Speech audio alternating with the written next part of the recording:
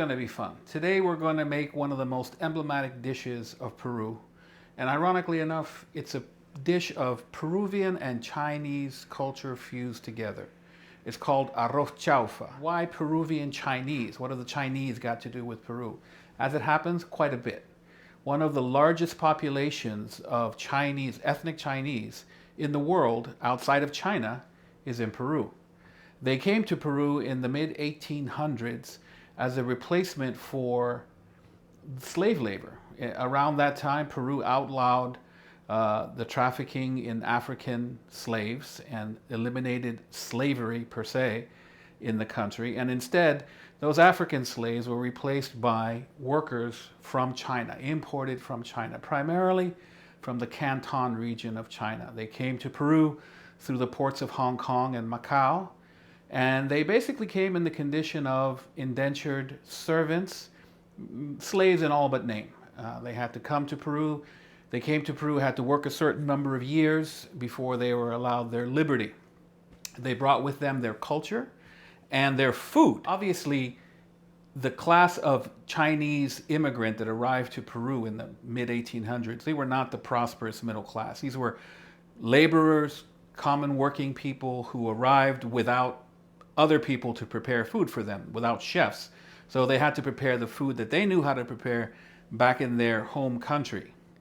That food, that type of gastronomy, is referred to in Peru as chifa. It's the Mandarin combination of Mandarin words chifa, which basically translates into to eat rice, actually, specifically.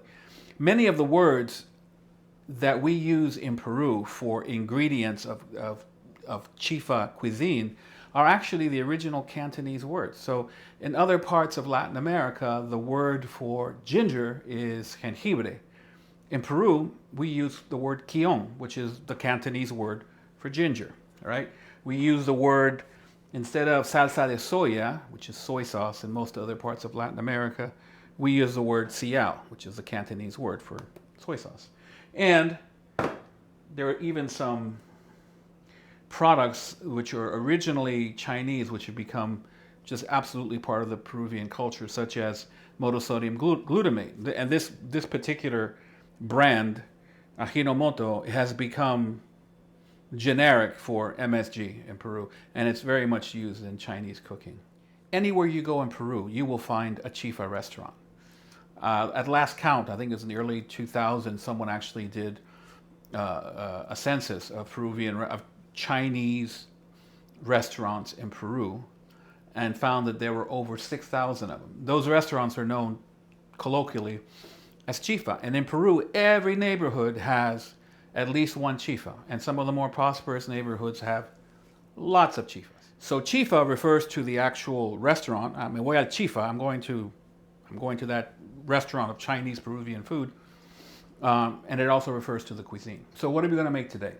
We're going to make probably the most emblematic dish of chifa cuisine, which is Chinese fried rice, but with a Peruvian slant to it. The good part about making arroz chaufa is that you make everything ahead of time. You prepare everything ahead of time. So this is the mise en place taken to the nth degree. Everything you see here, I previously prepared in preparation for this particular video episode. And I've got some footage here and there where I'll show you what I prepared and how it was prepared, and we'll talk about that. So arroz chaufa consists of the rice. I'm going to talk about the rice in a second and how that's prepared. It usually includes one or two proteins. In this case, we're going to have prepared shrimp, and we're going to have some chicken breast, which has been prepared and seasoned. We'll have some spicy sausage for a little kick in the chicken arroz chaufa. We have some mushrooms for flavor. Every dish of arroz chaufa includes these green onions. There is egg, which we're going to prepare very soon now. There's seasoning for the rice, and I'll tell you what goes into that. And then there's a little bit of dressing for the rice, and this is the last thing that we prepare. So let's talk about those things in turn. Let's talk first about the rice. So this is Peruvian-style arroz graneado, grainy rice. If you don't know how to make it, then I invite you to look at the video that I've included in my channel called Arroz Graneado. You make it at least the day before, okay? Don't try to make arroz chaufa on this using the same day rice, because it's just not going to come out the way you want it. It's going to come out. I previously prepared these shiitake, Chinese shiitake mushrooms, and they're so easy. All you have to do is take them out of the package. They come dehydrated. You can buy them in almost any Asian grocery. You soak them in boiling hot water for 10 minutes, drain them, slice them up. Let's talk about the proteins. This is shrimp, peeled deveined shrimp, which you can buy frozen and then thaw out. Let's look at the chicken next. Simply chicken breast. I cubed it, no more than 3/4 of an inch each piece, roughly. Right? That's so that it will stir fry nicely. I added some ginger from a paste, and garlic from a paste, a little bit of salt, and a little bit of MSG. Mixed it all up, and it's been sitting here it's been sitting in the refrigerator for an hour. We have eggs. Since I'm going to make about 6 portions of arroz chaufa today, I'm going to make some shrimp arroz chaufa, and I'm going to make some chicken and sausage arroz chaufa, and I may make some that mixes it all together, who knows. But I figure at least 1 egg per portion, right? So if you're planning on serving 6 people with your arroz chaufa today, make sure that you include at least 1 egg. These 6 eggs I prepared with a teaspoon of sugar and say half a teaspoon of oyster sauce, mostly just for the color. They're well beaten and ready to go into the wok to be cooked. You can't have arroz chaufa without green onion. Cebollita china. Even in Peru, it's actually referred to as Chinese onion. Green onion here in the United States. We cut off the tops on a bias, make them look pretty. This is used as a garnish all the way at the end of the cooking process. However, we take the white part of the green onion and we chop it super fine. We also peel and grate some ginger and we chop it super fine. And finally, we chop garlic very, very fine. The last ingredient I want to talk about is what we call rice seasoning. I'll show you what it's used for a bit later when we prepare the rice for the wok. But it's a combination of chicken soup mix, believe it or not. Here in the US, you can buy this brand. It's called Caldo Sabor a Pollo, chicken flavor bouillon. You can buy this. It's basically a powdered form of those chicken soups that you get in the little cubes. You can go to an Asian grocery and ask for instant chicken soup, which is basically the same thing. It's got a lot of MSG. Okay, so don't add any more MSG to your rice if you're using this. And I also cut it with about if there's 2 tablespoons of that soup mix in here, there's also a tablespoon of sugar in here. And this is used to dress the rice before it goes into the wok. But let's get down to some actual cooking. The first thing we have to do is make this fragrant oil, this infused oil that's called pachicay. And we're going to create that with this combination of ginger, garlic, and the white part of the green onion. So in equal proportions, let's say if it's a teaspoon or 2 teaspoons of the green onion, what the hell, let's go with 3. 3 teaspoons of this. Then we're going to have 3 teaspoons of the ginger. I'm going to save some of the ginger in particular because I like to add it to the rice as it's cooking. We're going to mix this up.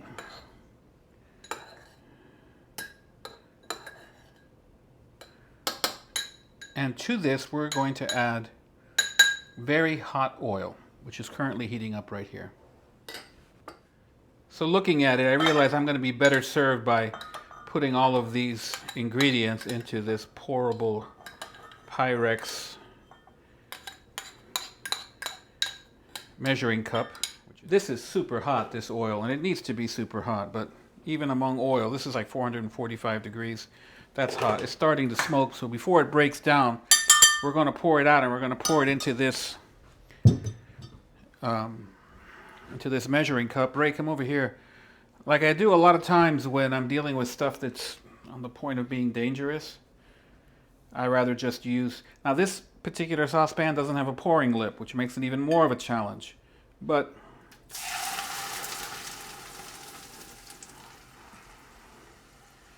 Boy, that sure didn't work well. I'm going to let it settle down and cool off. So let me just give you an overview of the process. We're going to make the eggs, right? We're going to scramble the eggs in this nice hot oil. Then we're going to return them to this bowl, which of course I'll wash out before returning the eggs to it. Then we're going to make the shrimp. Nice seasoned shrimp. We're going to cook them until they're just cooked through, just barely cooked through.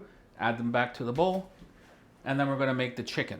So you will see then at that point we have all of the ingredients cooked and ready to assemble, to cook the final rice. That will require us to put this rice in a separate bowl, add some of the seasoning, and then add that to the hot wok in which we have added some of this fragrant seasoned oil. Those are the steps. Come on in closer. You can see how these eggs behave when you throw them into this hot oil.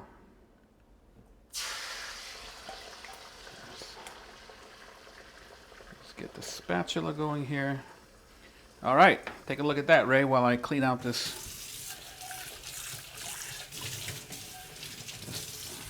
little bowl here.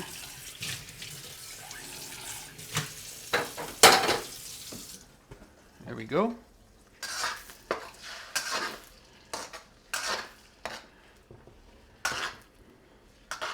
It's cooked enough, see? A little bit loose. And you know the saying, if it's cooked in the pan, it's overcooked on the serving platter. So I'm gonna turn this off so that we can wipe out, let the wok cool a little bit, then we're gonna wipe it out with a damp piece of paper towel. The next step is to make the shrimp, and we're going to do that very, very quickly indeed. I've just, as you can see, I wiped out the wok, just because I don't want to get it hot again, just to have bits and pieces of egg burn. That doesn't taste good. So obviously, when your wok is very, very hot, like this one is, you never put it under running water, because that's how you fracture a wok. What you can do is wet a piece of paper towel with some water and use that to wipe out the wok. You can see how the oil is shimmering, right? See that shimmer? All right, so now we're going to move it up. We're going to move some of the oil up to the sides of the pan. Once you put the protein in the wok, be it shrimp or be it especially chicken or steak, you want to just leave it alone for a while. Okay? You want to spread it out. You want to let it make good contact with the surface of the wok.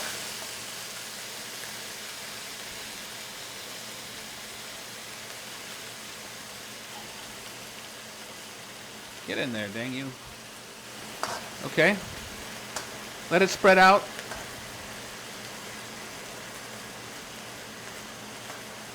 For at least a few seconds. That's especially the case with chicken and steak, where you want it to get a nice sear on it.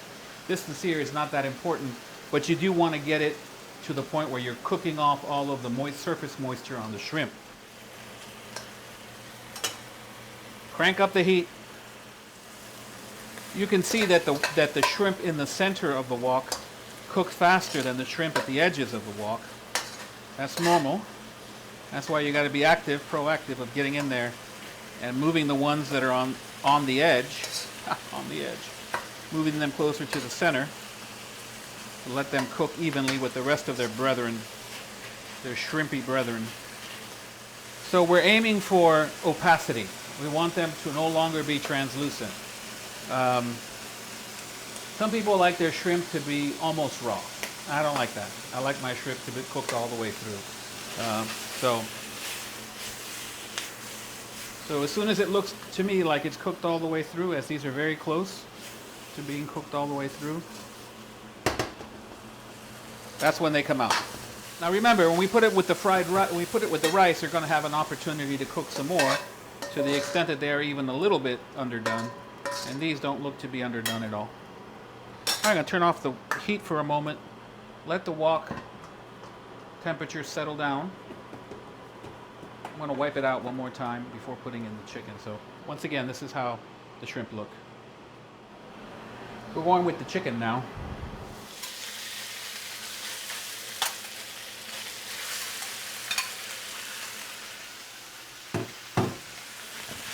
Spread it out.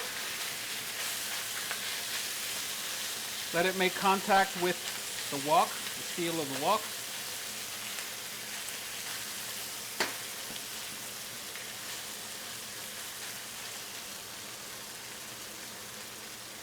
And then don't mess with it for a couple of minutes. Let it get a nice sear on it. You can see the center pieces are starting to cook through. And you can see that they got a nice crust on them on one side.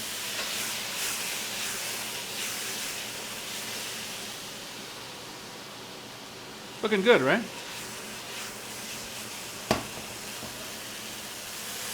Let's take one of the bigger pieces, cut it down the middle. See if it's cooked all the way through. It does seem to be cooked all the way through, but in an abundance of caution, I'm going to give it another few seconds. Okay. Want to come on this side, Ray?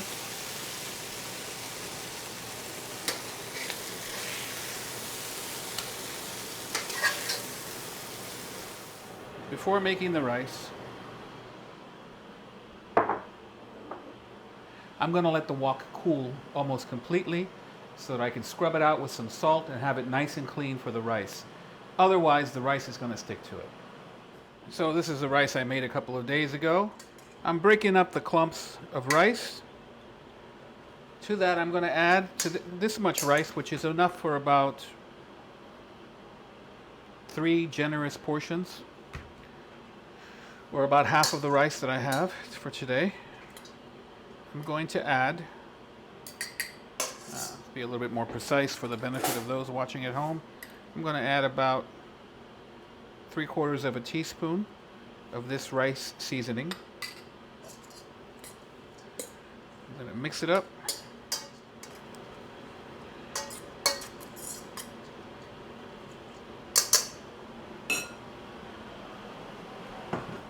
I'm going to add some of this seasoned oil. You can hear it's already pretty hot. And this, before the garlic starts to burn, I have to add the rice. So here we go.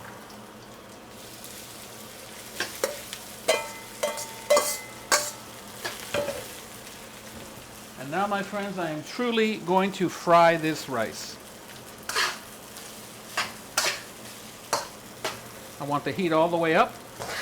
I want to move it so it doesn't stick, so it takes advantage of the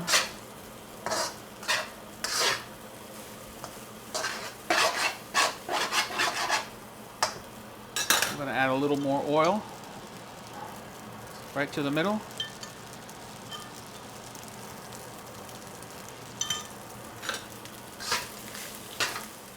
I'm going to add about half of the eggs that I prepared.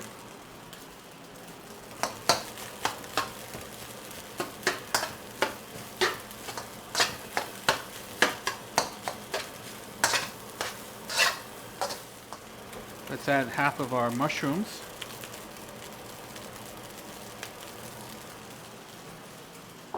And this is going to be the chicken fried rice, so I'm going to add all of the sausage.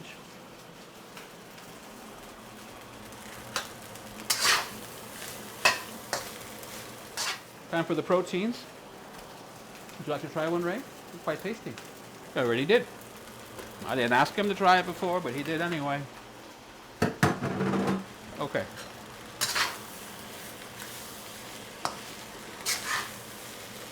There's the protein.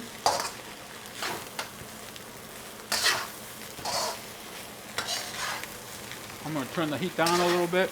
So I think it's going overboard now.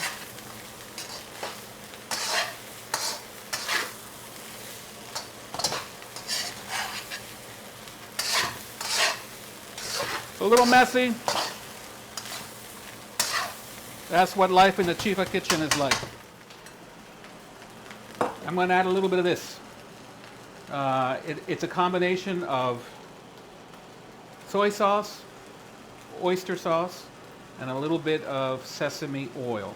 And in the comments below, in the description below, I will leave you the description or the exact proportions. The sesame oil tends to float on top, so you got to mix it in. Now, you just need a little bit of this. A little goes a very long way.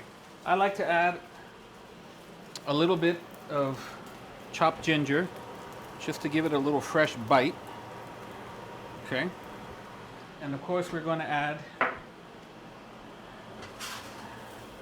the green onion, the tops of the green onion. This is like the final bit. And that is it. This is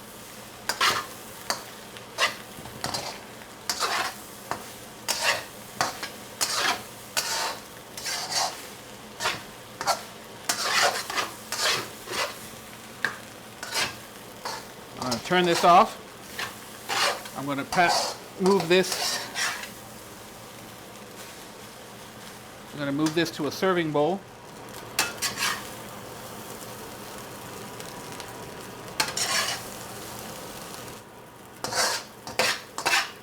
Tener un cubo de arroz chaufa. Let's go around the round two and put some more of this oil here to fry the second and final batch of rice, which means a fair amount of oil since the rice is kind of dry according to Ray.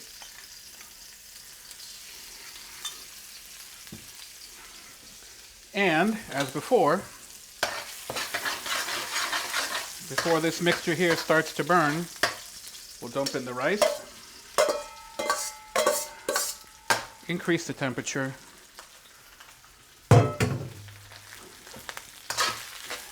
and fry it up.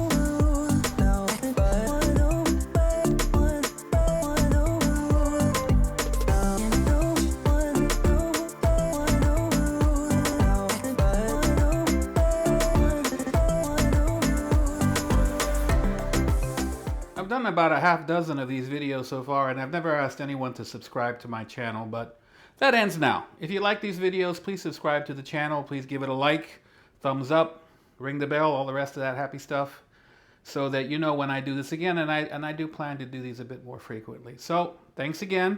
Thanks to my videographer, first cousin, Ray Dobbins, and we'll see you soon.